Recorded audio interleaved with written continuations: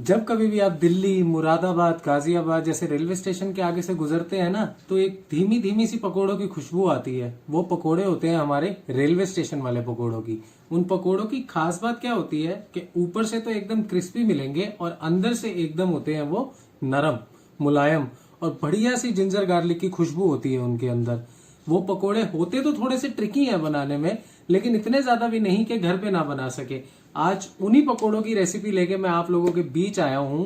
बहुत ही interesting recipe होने वाली है। मेक श्योर आप वीडियो एंड तक देखें and do not forget to subscribe to my channel, क्योंकि ऐसी इंटरेस्टिंग रेसिपीज आपको आगे भी देखने को मिलती रहेंगी। बाकी चलिए रेसिपी हम शुरू करते हैं म्यूजिक के बाद।